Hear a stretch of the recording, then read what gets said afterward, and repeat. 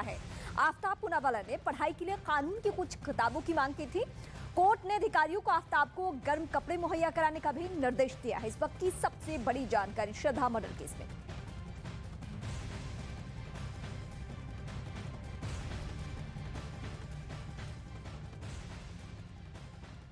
Ukraine को एक बड़ा घाव दिया है। उन्होंने अपने 89 सैनिकों का मौत का ऐसा इंतकाम लिया कि पूरा का पूरा यूक्रेन कांप जाए। पुतिन की सेना ने डोनेस्क के क्रामातोर्स्क शहर में यूक्रेन के एक ठिकाने को तबाह करने का दावा किया। रूस के मुताबिक उसके मिसाइल हमले में यूक्रेन के 600 सैनिकों की मौत हो गई, जबकि सैकड़ों की संख्या में ज़ेलेंस्की के सैनिक घायल भी हो गए। हालांकि रूस की तरफ से ये नहीं बताया गया कि उसने यूक्रेन पर यह हमला कब किया और न ही क्रामातोर्स्क में यूक्रेन के ठिकाने पर हमले का कोई वीडियो सामने आया। लेकिन रूस ने दावा किया कि उसने यूक्रेन के 600 सैनिकों को मार गिराया है और इसके लिए उसकी सेना के खुफिया विभाग ने यूक्रेन के ठिकाने के बारे में सटीक जानकारी दी थी, जिसकी मदद से रूस ने मिसाइल हमला किया और उस इमारत को उड़ा दिया जिसमें यूक्रेन के सैनिक रह रहे थे। रूस के मुताबिक क्रामातोर्स्क शहर में यूक्रेन ने 2 इमारतों में अपने सैनिकों को रखा था।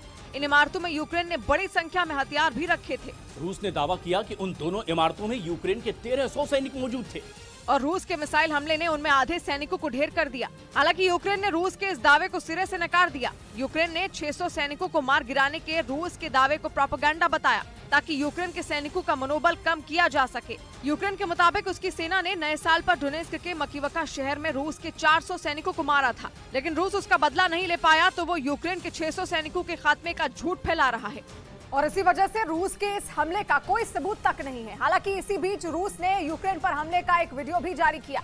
रूस ने ये नहीं बताया कि जिस हमले का उसने वीडियो जारी किया वो क्रामातोर्स्क शहर का है या फिर नहीं, लेकिन उसने ये दावा जरूर किया कि यूक्रेन पर इस बार उसने दुनिया के सबसे शक्तिशाली मोर्टार से धावा बोला। मोर्टार से हमले के बाद वीडियो में एक जगह पर जोरदार धमाका होता दिखाई दिया। धमाका इतना जोरदार था कि वहां से धुएं का गुबार उठता नजर आया। रूस के रक्षा मंत्रालय ने दावा किया कि उसकी खतरनाक मोर्टार से दागे गए गोले ने कुछ ही सेकंड में यूक्रेन के बेस को तबाह कर दिया।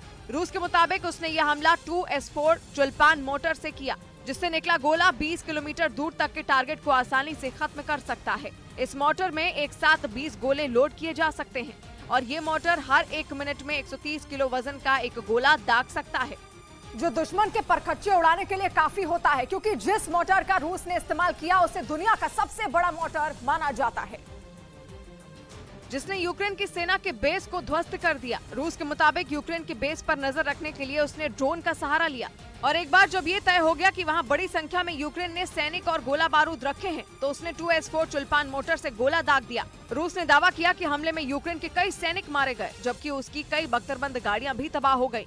हालांकि यूक्रेन ने रूस के इस दावे को भी नकार दिया। यूक्रेन के मुताबिक इसकी सेना के किसी भी बेस पर पिछले कुछ दिनों में एक भी हमला नहीं हुआ।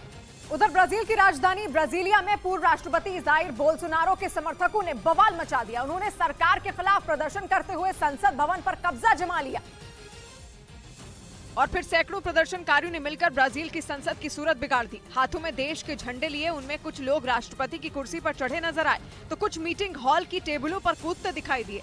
एक वक्त पर तो हालात ऐसे हो गए कि हिंसक होती भीड़ को रोकने के लिए पुलिस को दनादन आंसू गैस के गोले दागने पड़े।